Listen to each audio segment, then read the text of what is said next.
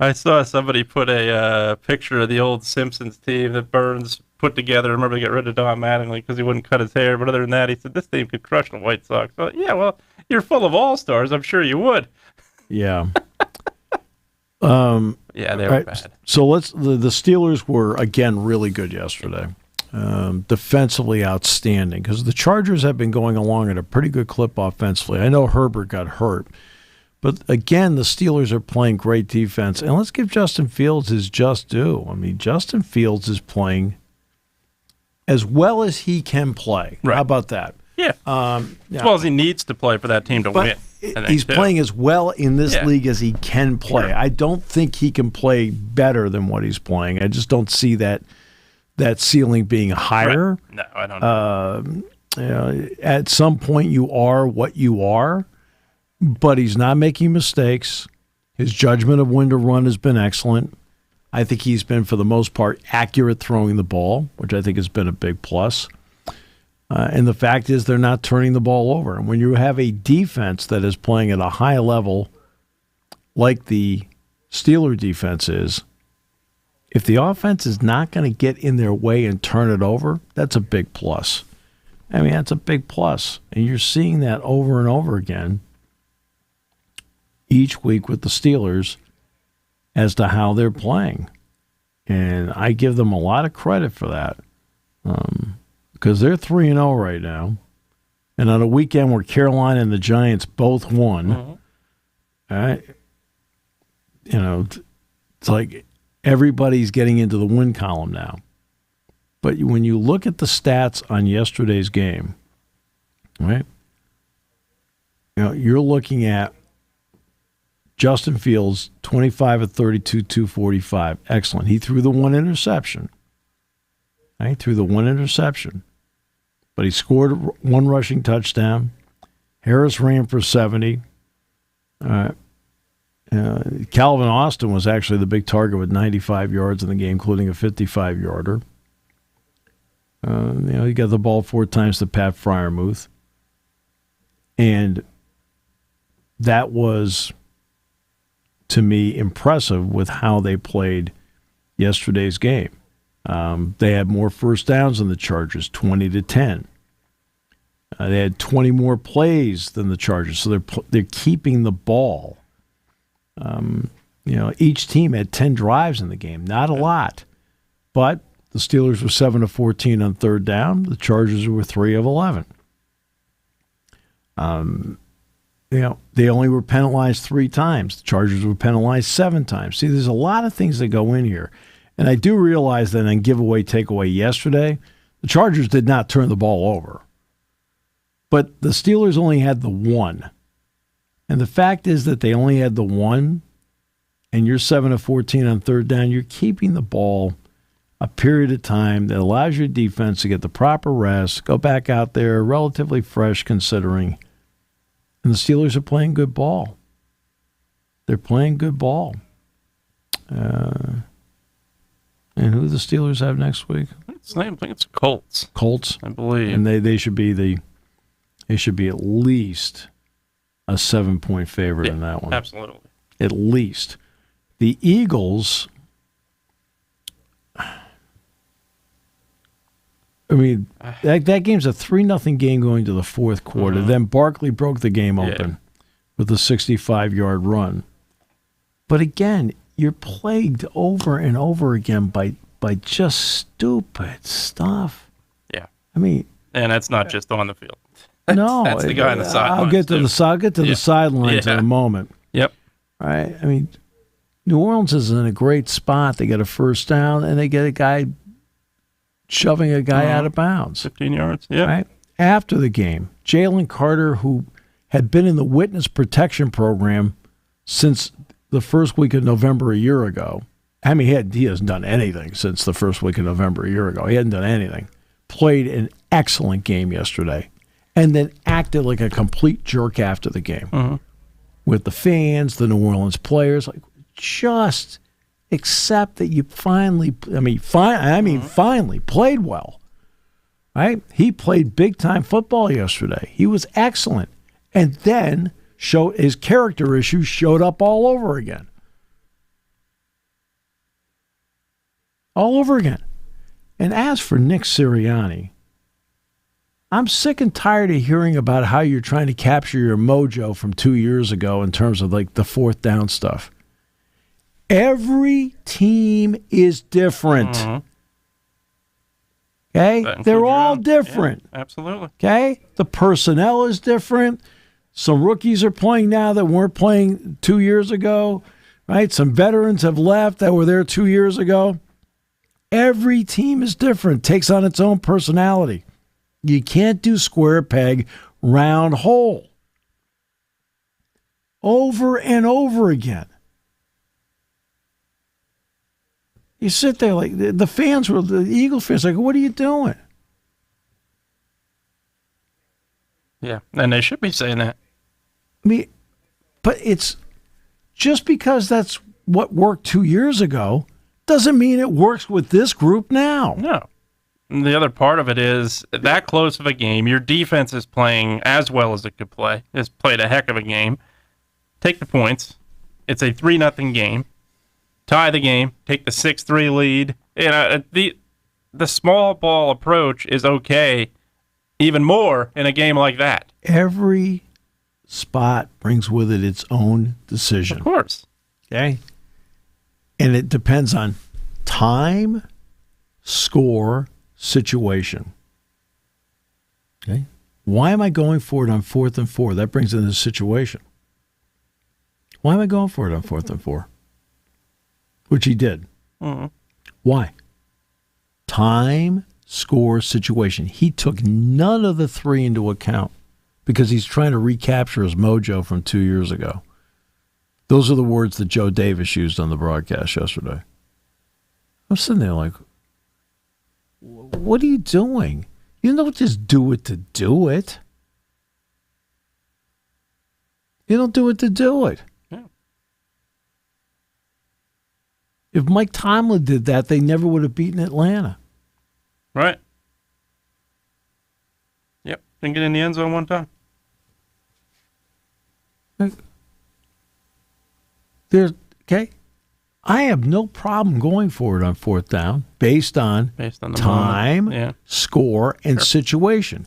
If I'm sitting there in no man's land, let's just say Penn State's got the ball at the 39-yard line of the opposition, right? And it's 4th down and 2. I'm going to go for it. I mean, why do I need, I don't want to risk a punt that goes into the end zone, for goodness sake. Suddenly the ball's at the 20 and I've got a plus 19. What does that do? Right? Or I'm at the 34-yard line right there. Okay, and the wind is whatever, and you're thinking, okay, maybe I shouldn't kick a field goal here.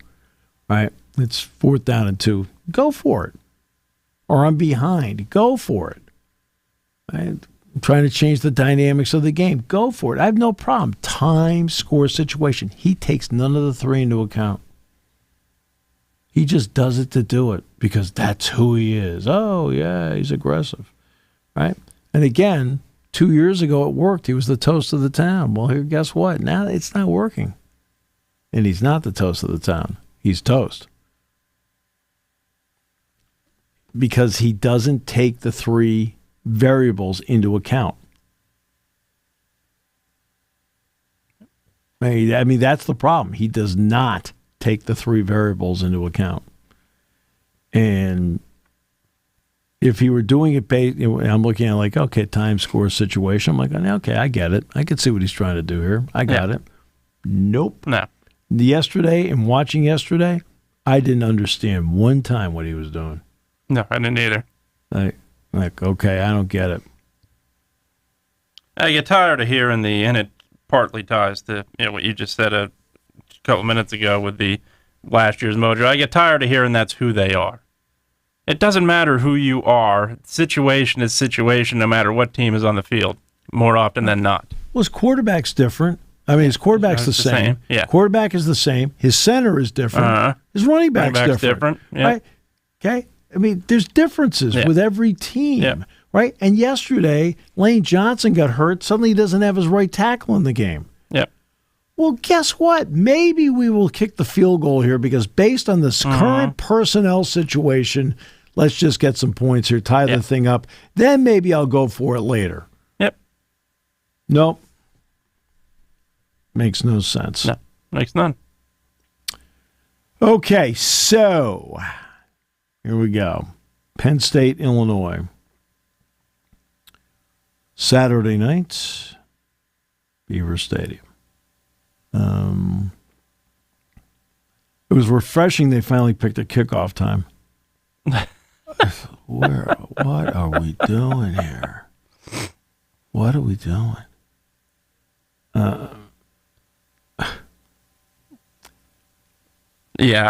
Look, they rang up, 718 yards, gave up 68.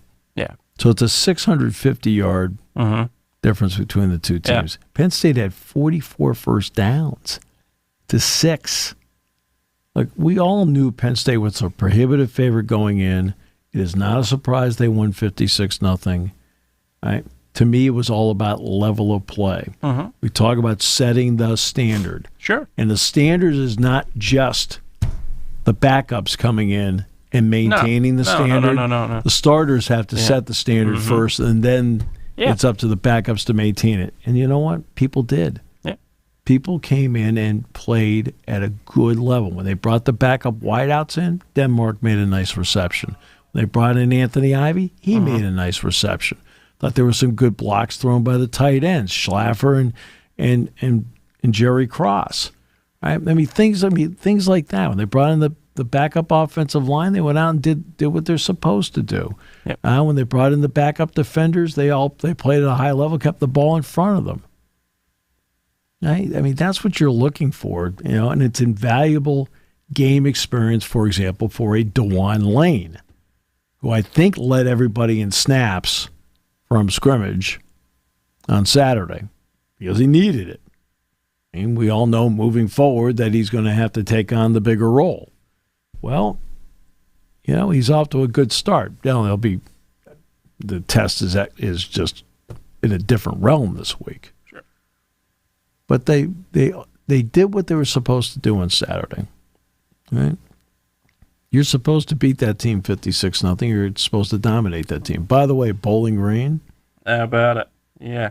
For anybody who's wondering about Bowling Green, they played Texas A&M at Kyle Field in College Station Saturday night. In case you missed it, Texas A&M did win 26-20. Well, in the third quarter of the game, Bowling Green and Fannin, the tight end, had 145 yards receiving. Just in case you're wondering. In the third quarter of the game, here's the key sequence in the entire game. Bowling Green blocked a punt and got the ball at the 8-yard line. Couldn't knock it in, attempted a field goal and missed it. That's how close they were to winning this game on Saturday night. Just in case you missed it.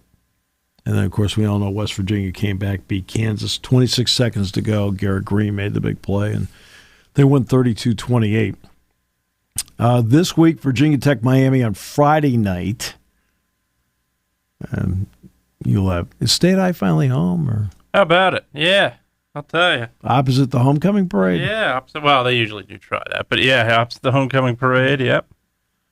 So Virginia Tech, Miami. Then on Saturday, Kentucky, Ole Miss. The Little Brown Jug. Well, I bet you Fox is swaggering into that one. Oh yeah. Minnesota, Michigan. Michigan, great win. Look, when they put this together to bring the 4 West Coast schools in, Saturday's Michigan-USC game was what they had in mind. Sure. A big game like that, big national audience, 2 gigantic brand names, head-to-head in a regular season game in September. Yep. 3:30 in the afternoon, 24-20. Yeah. So we're in the post-game show, and so once we got to the on the way back here. Yeah, once we got to the post-game show, we flipped. Flipped it because we don't have that stuff on. We're doing the game, but we flipped it over, and of course, Mulling scores the TD. So they win the game, Michigan, and we're in a commercial break, and we glance up, and Alex Orgy is on the set. He threw for 32 yards set in the game of college football back a few years. Okay. So he threw for 32. So Yeah. Jack said, Jack looked at me and said, well, he must have run for 100. I said, no, he ran for 43 because I had the stats up on Yeah. I said, he ran for 43. He goes, what? I said, he ran for 43 and he passed for 32. He's a player of the game. I said, yeah. I said, really?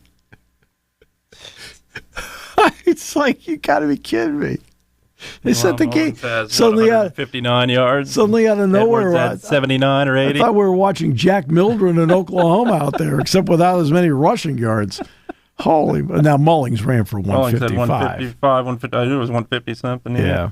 So, kind of they are who we thought they were with Michigan, though. I feel like I think their defense was going to be real good. Will Johnson ran one back for a touchdown. That was the biggest play in the game. Yeah. I know Mullings scored the touchdown in the waning seconds. Yeah, Edwards but if you had to Mullings pick out both had a play of the game before that, it's Will Johnson's interception, and he is a high draft pick. Absolutely. I'm not saying, you know what? That's one thing I'm going to stay away from now on. He's a first-round pick. I don't know if he's a first-round pick because you don't know how the draft plays out, but he's a high pick. He's a good player, though. He's a high pick. Yeah, good player. Oklahoma State, Kansas State, noon. BYU, Baylor, noon. Wisconsin is at USC. Now, no Tyler Van Dyke. Okay, remember that. No Tyler Van Dyke out for the year. They're both 2-1. Louisville playing great at Notre Dame. Now, this should be a heck of a game. And not only that, it's on Peacock.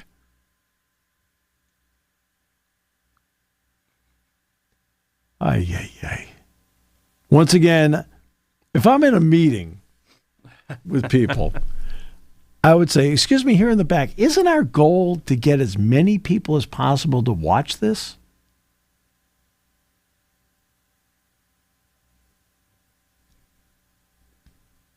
Really?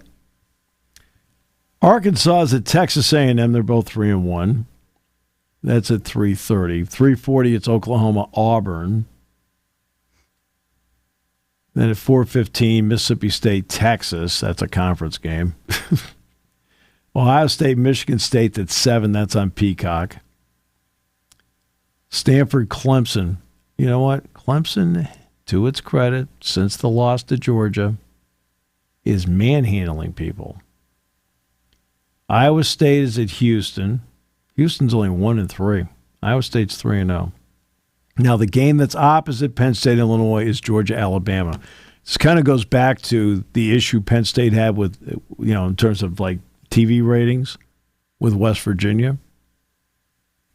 I read an article about, Penn State's losing its TV mojo. They only had X amount of people watching the game. The game was opposite Clemson, Alabama. Yeah. Clemson, Georgia. Yeah. Like, never appeared in the article, by the way. Really?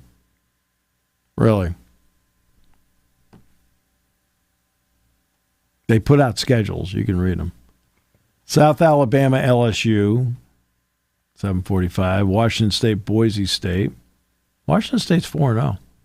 Yeah. Arizona, Utah. Utah's 4-0. And Penn State's opponent after Illinois is UCLA, which at halftime was tied with LSU at 17. Then LSU scored all 17 points in the second half, won 34-17. Much better performance by the Bruins this week, or last week. Then. They've got Oregon this week in the Rose Bowl.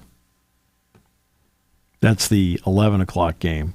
See, if you LSU, Oregon, Penn State, 3 in a row. Woo. I know. Yeah.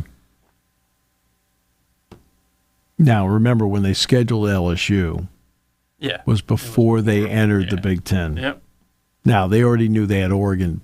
Well, I don't know if they already knew. They wouldn't. They knew. Yeah, but knew they were on the schedule. On the schedule, but not when. Yeah. Until the Big Ten said, "Yeah, you're right." Yep.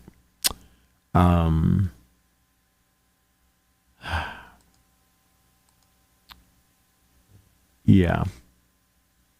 Now, as for Illinois, 4-0 start, playing terrific football. Now, they've had help. You always have to have some help when these games come up. Because I watched the Kansas game, And Illinois was the team that made the fewest mistakes. But the bottom line is I really felt like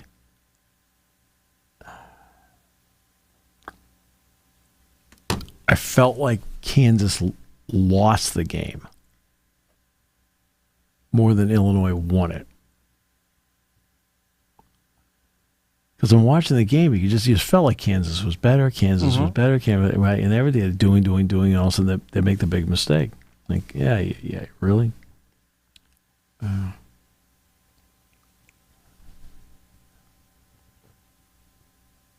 Yeah, I think you kind of felt the same way. And the Nebraska game. Yeah.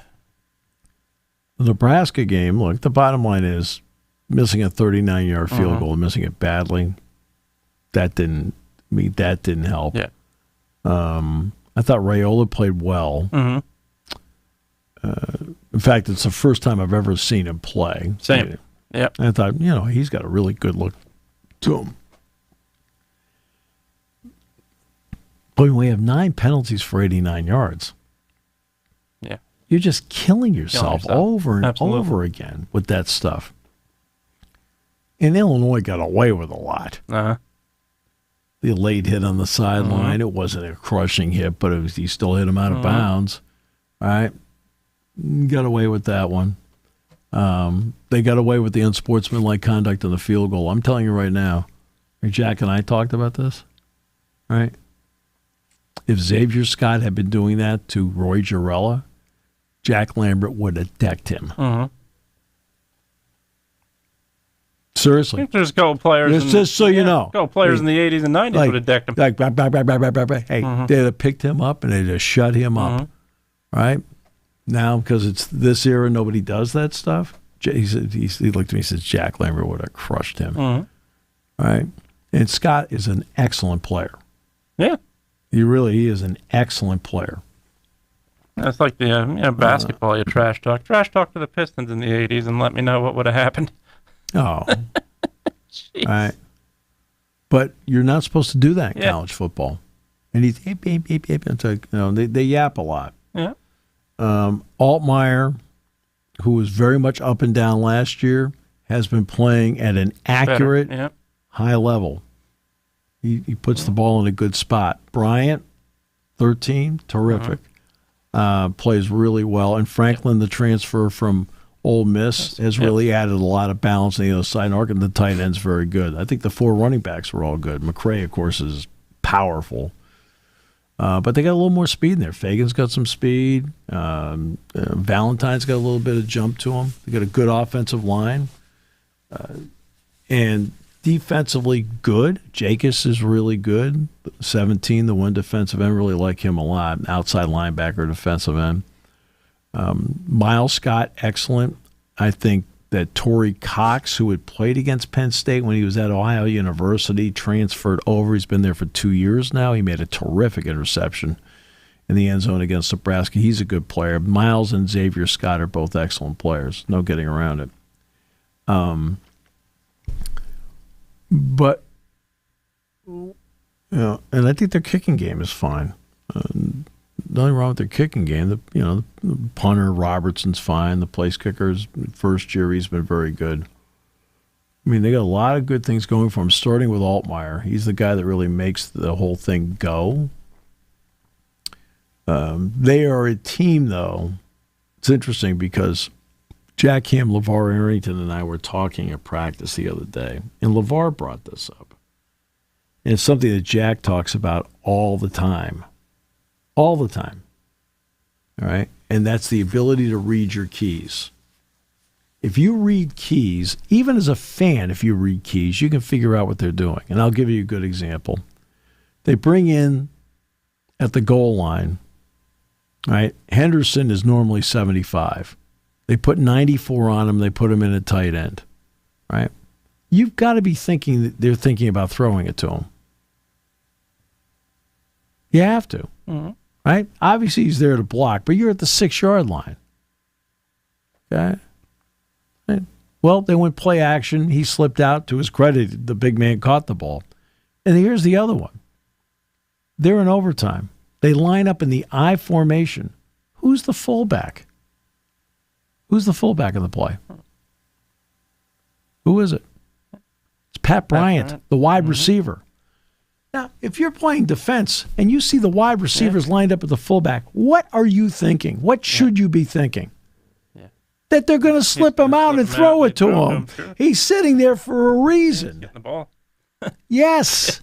They're trying to disguise where he is. Yeah. I'm watching TV and all of a sudden they're like, oh, what a surprise. I'm like going, what do you mean what a surprise? He's the only guy I watched on the play because I figured they were throwing them the ball. Come on. So this is a team where you've got to be able to read their keys. Sure. You know?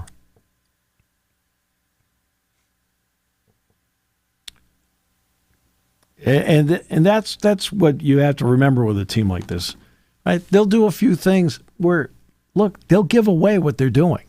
Yeah.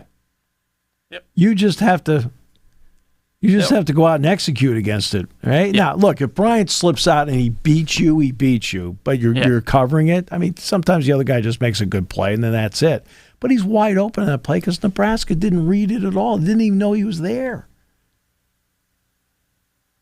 Now, obviously, they're at field level doing this, but you know darn well you got 15. The defensive coordinator has 15 seconds up to the 15-second mark, too. Hey, Bryant 13's in the backfield playing fullback. Hey, guys, okay, alert the other guys that he's out there.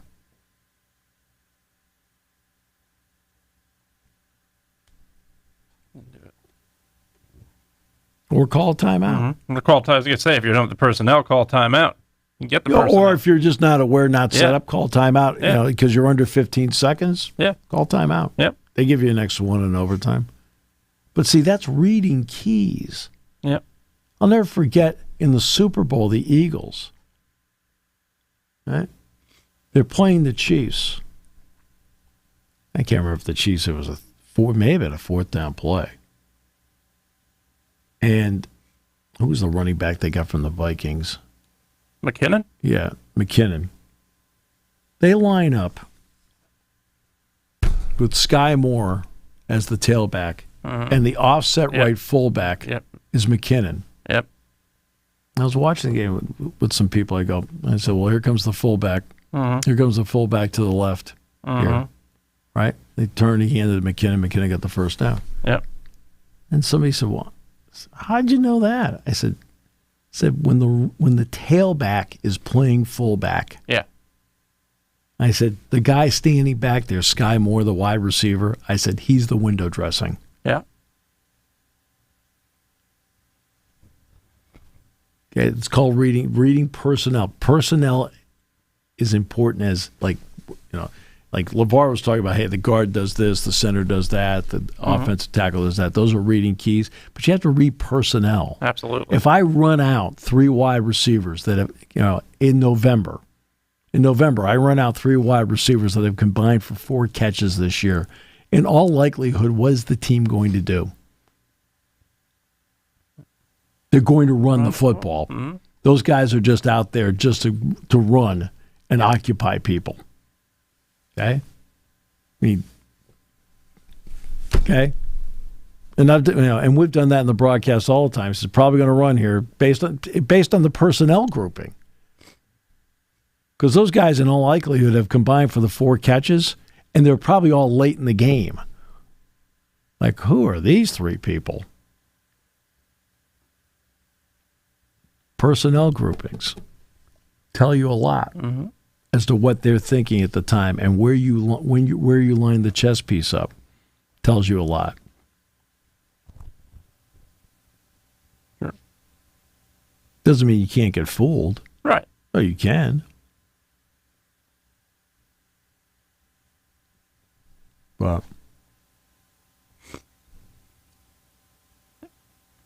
and the other thing with Illinois too, I don't think. Oh, look, they execute well. They execute perfectly, but not they perfectly. Execute but well. Okay, but defensively, they still get they don't have the sacks to show up. They get the quarterback. Yeah, they put pressure on. Yeah, But the quarterback has enough movement in him where he keeps plays alive. Absolutely. The tight end's been a plus for him. Bryant's been terrific at wide receiver. I don't care where they line him up. Right. He's been very good. And Franklin's been very good. Yep. There's no getting around it. Dixon, the third guy, is a nice, dependable player. I mean, so they've been a good offensive team. Not an overwhelming, great offensive team. I mean, and you also have to be careful about when you sit there and like look at stats. They've got 27 points off of takeaways. They're a +7. 24 of those points are in one game against Eastern Illinois. So you got to see like where did they accumulate those kind of numbers, right? I mean, you have some games like that. Interesting. Penn State won 56-0. Didn't get a takeaway in the game. Right. Yeah, lost turnover battle. And but with Altmaier, obviously, yes, he's playing the SEC. But I also, this is going to be a different environment for Illinois. I think come Saturday night. That's going to be one thing that can play a role too. Right. Oh no. I mean, the environment means a lot. There's no getting around that. I mean, the Beaver Stadium crowd is phenomenal. But they just played at Nebraska too. It's not. They did. Yeah. That's what it. Lincoln's a great crowd. Let me put it this way: Nebraska's not exactly what you call a piker crowd. No. It's like a bunch of pikers, no problem. They just show up. They don't have pro football in Nebraska. I mean, that was a loud crowd. Yeah. This will be louder. Yeah. No question. Because you also have as many as 20,000 more fans to deal with, because Nebraska's 90,000. Yeah, I mean there's going to be 110,000 plus in here for this game, and so that's going to be an issue dealing with that, and the crowd can play a major influence as to some things that they can't do because of communication. It's also going to be difficult for their offensive coordinators to talk to their, to their personnel on offense, because they're going to have to attempt to hear what they're saying. Not good.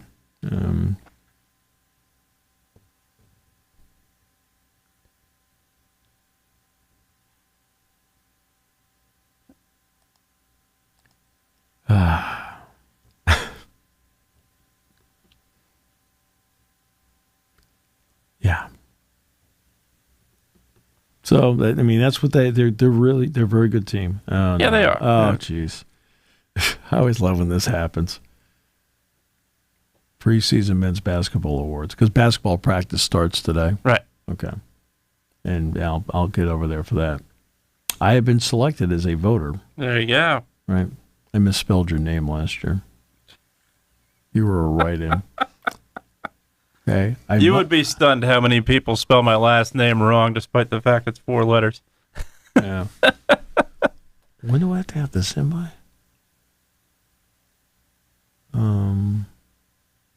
We'll continue to use web-based ballot preseason voting.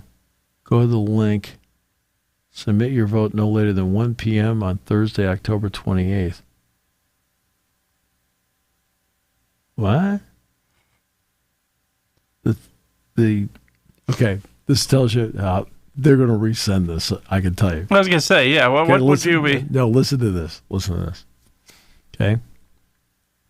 Please go to the website link below, fill out your ballot, and submit it no later than 1 p.m. on Thursday, October 28th. The 10-member preseason all-conference team will be announced on Tuesday, October 1st.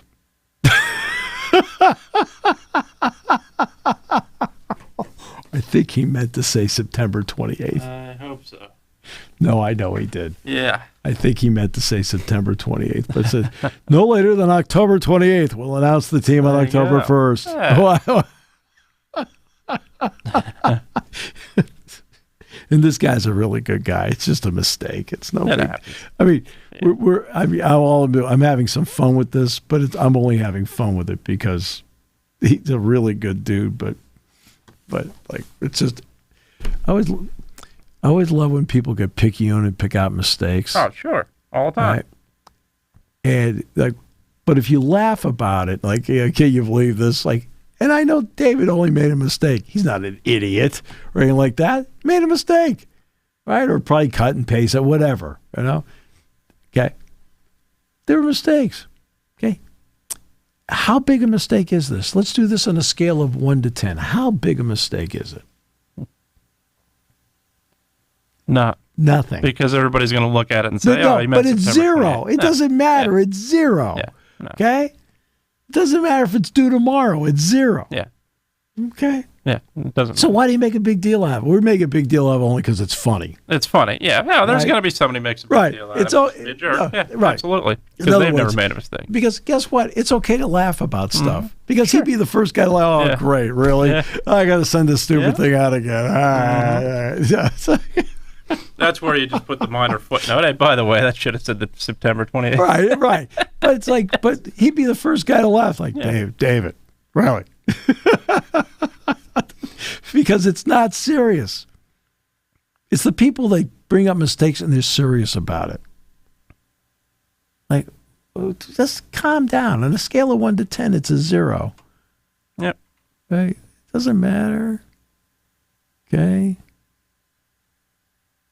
Having a 4-way flashing yellow light, now that's a big mistake. Mm-hmm. Okay? Right? Okay, because that could lead to something It fatal. can lead to something bad. Yeah, Right? really bad. Right? This kind of mistake you laugh about. You're like, oh, really? So it's not, yeah. I just read it when, oh, okay. There'll be a second one set out shortly. Oh, goodness gracious. Hey. You know what's interesting is that we've hit the stretch here. You know what we don't talk about anymore? We don't talk much about baseball anymore. Right? Yeah. So look at the ESPN headlines. Now part of it too is ESPN doesn't do a lot of baseball anymore. They do one game a week. Okay? So their headlines are Raiders, Pierce Blast Raiders. Roddy from Man City is out. Dolphins Thompson ribs. Okay. A WNBA headline because they carry the games. Okay, David Bell got fired as the manager of the Reds. Another soccer one. Alabama home underdog first time since 2007. 49ers bemoan mistakes and unacceptable loss. Jason Lord threatens lawsuit. What does that mean? Right? And then after that, ESPN Plus college football bowl projections after week 4. What the heck? They do this every week. Look, they feel compelled to write an article. It's all click stuff. Nobody cares. Now, have I clicked on any of these stories? No. I watched the horror story that right before my lawsuit threats. I don't need to click that. But there's only one baseball story here. And they're in the stretch run trying to determine who's getting in. And, for example, I'll give you one. Guess who's put themselves in playoff position? Out of nowhere. The Detroit Tigers. Yeah. Right? Yeah. They put themselves in playoff position. Yeah. But this is a problem for Major League Baseball. I mean, they've got a problem right now because part of the problem is you're in the stretch run here, and all the headlines on ESPN, which happens to be one of your broadcast partners, they're all about other sports except for yours, except for a guy getting fired. Right now, Detroit's 1 game ahead of Minnesota and 2 games ahead of Seattle. They're 4 up on the Red Sox and Tampa Bay with, in Tampa Bay, the Red Sox would have to win every game. And they play each other to close to even have a chance. The White Sox appear to be out of it. They're bad. Let's see. Well, also the other thing you have. But see, that's an issue to me. Like, sure it is. To me, like here's a story. I mean, the Orioles, who have been playing terrific all season long, have hit a rut. They're 3-7, and in the last 14 games, their offense, they're hitting only 206.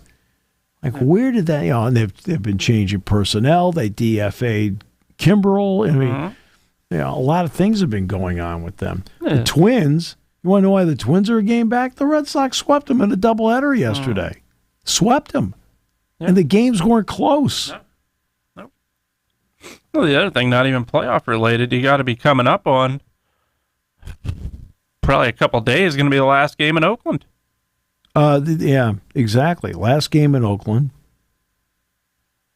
Yeah, I got the But chance look, to see. here's the bottom line. Have you ever been to West Sacramento? How can you rip West Sacramento if you've never been to it? Well, I will say And that this is what you do. You rip stuff you've never. It's rip like Sacramento. You are just. Arco Arena was a heck of a home court advantage for many years. Everybody tells me that new Globe won. I've never seen it. I haven't either because I haven't been to. Nope. I've never been to Sacramento in my life. It's odd because like with everything in the news. Yeah. In the past year, I actually was in Springfield, Ohio, but I've never been to Sacramento.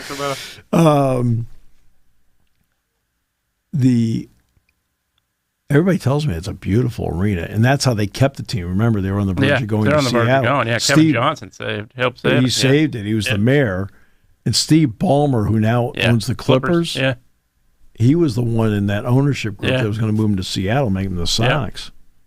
Yeah, but yeah, with the A's, I think I saw obviously on NBC Philadelphia. Just got the chance to see I think it was Saturday, Ricky Henderson catching first pitch from his daughter, Dennis Eckersley being there. I think that's the things that you look back on. Obviously, a lot of this generation even doesn't remember those A's teams from the 80s to 90s. Well, first of all, 70s they're dominant. And then you get to the 80s to 90s. They've only won one World Series. I think it should have won a lot more than that. But just how dominant they were. Yes, steroids puts a cloud on it, but man, they were dominant teams.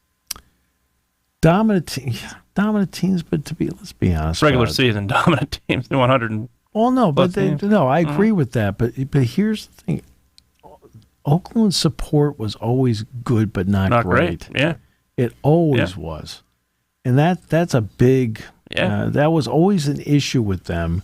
And they were, even under Billy Beane at times, they were playoff teams when they shouldn't have been. I mean, look, they did a good job with that. There's no question. But when you look at where they played, where they have played, horrible. Right? The place was built for the Raiders. Yeah, horrible.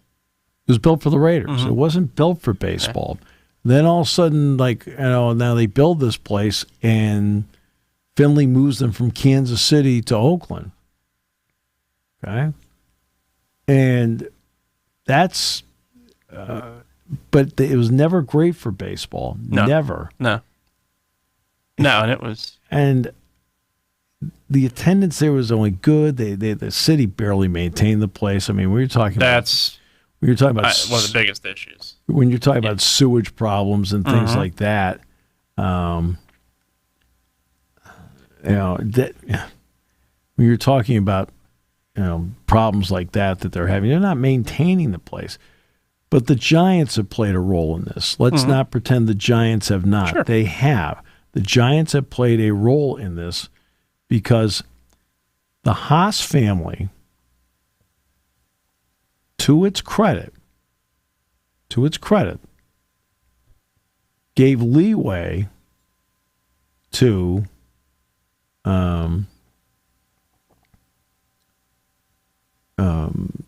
the Giants on the San Jose market to help them out when the Giants weren't doing well.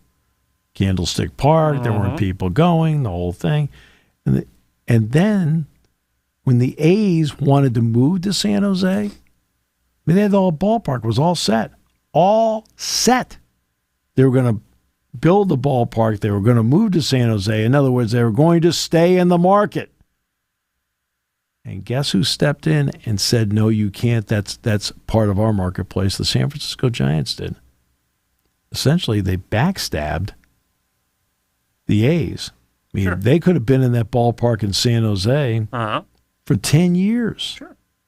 10 years. Yeah, the Giants, you go back to when the Giants played at Candlestick Park. That was a park built for baseball, and it was a terrible facility. Right. Yeah, I remember. Right, in a tough spot. It was cold. Yeah, absolutely. It was right in the water. Absolutely. Right. It was just, bad spot, bad football stadium, bad football. I mean, let's face it. I remember bad football. I'll never forget Colin Cowherd. Bad football. We talked to him the week of Ohio State. I'm trying to think of what year that was, maybe 2000. It might have been 05. And he said to me, I became a 49ers fan. I talked to him. He said, well, it wasn't because you were at Candlestick Park. I've seen better sidelines at Alcatraz. Yeah. That's exactly his words. But that is, I mean, you want to know how they ended up where they ended up with this Las Vegas thing. Oakland didn't do a good enough job when it came to, look, you can't mortgage everything as a city to do something, especially in these conditions today. I mean, cities don't have as much money as they used to. But there are ways of coming up with redevelopment projects where you can get some money in there. Plus, the team's got to kick in some. I think what Fisher owns the team. I mean, come on, you got to kick in some money to do what you're doing here. At least a third of it you got to kick in. All right. And they didn't do enough. When the Warriors left, that was a big blow because they went back to San Francisco, and suddenly because these two, that arena and that stadium ballpark are side by side. I don't think people realize they're right next to each other. And when they left, that's a big blow.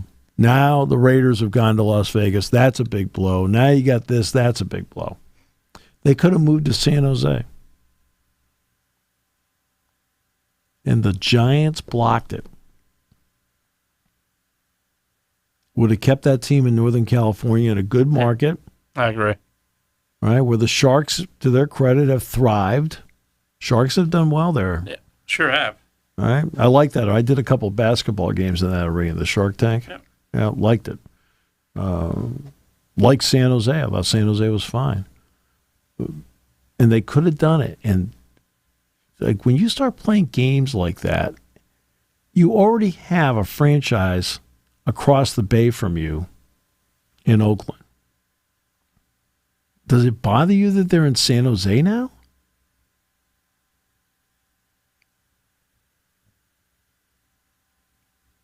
I mean, I don't know what the demographics are of the people going to Giants games, San Francisco Giants games, what the percentage is from San Jose. But you have a little more confidence in your own product than that, don't you? I would hope so. No. Yep.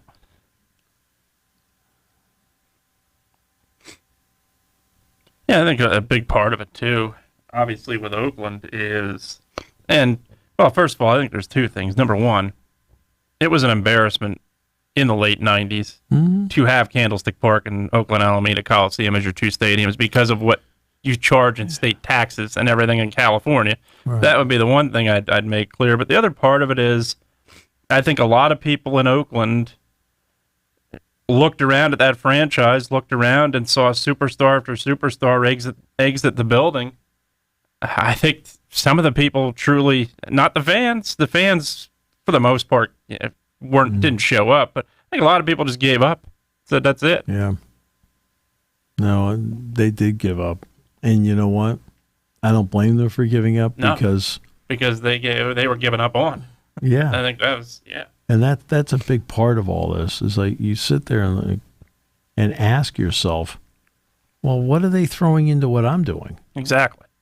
Yeah, and exactly. That's why I keep going back to. I know this is going to be back to a college football reference, but that's why I keep going back to what they do with kickoffs in college football over and over Terrible. again. You can't keep backhanding fans. Terrible. The schools are not doing it. The schools have zero. No, okay? TV. People are wondering, like, when do we know? You know when we find out? About a half hour. Not long before everybody else knows. Yeah. Maybe 30 minutes. Yeah. Like, okay. Yep. And the thing that is frustrating about it is you have a fairly good idea months beforehand. Right. And that's why it should not take you this long to find out. It should not take the fans, not us, the fans, this long to find out. But the networks, conferences give the networks the leeway to do this. Right. That's what bothered me about the TV contract. And I said when they were negotiating it, and I was point blank about it, I said, you need to gain control over your TV product, which means you tell them, A, no 6-day windows, should be never a 6-day window. Never. Right. And you need to announce 2/3 of the kickoff times ahead of time in the off season. Yeah. Right? If you want to flex the month of November, I'm all for that because you're trying to put the best games and the most important games on. Agreed. I got that part. Same. Okay? I got that part. But you're telling me that you don't think Oregon and Ohio State should be in prime time now? Exactly. You're not telling me that, okay, we do this. We're going to put USC Penn State at 3:30? Right. Okay. It doesn't take much thought to do this. It doesn't take much thought. You fill in the big ones first, and then you start filling in the BTN Fox Sports 1 games after that. You can do 2/3 of the schedule, 8 out of 12. When the season starts, so people know what they're doing. Mm-hmm. How hard is that? Okay. I realize it's a jigsaw puzzle, so I'm not going to say it's not difficult to do. Sure. It can be. Okay. But as I point out, Manhattan Project's at 10. Scheduling the kickoff time for a college football game is less than 1. Right? And back to Oakland, that's how they treated their fans for years. For years. In that facility. Sure. I'm Yeah. talking about the city of Oakland and to some point the A's. Mm-hmm. All right, you were late. Really outstanding job by you being late. That's right. Can't believe I had to sign a write-up slip. My goodness. It's been a long time since I've had to do that. It wasn't pink, at least.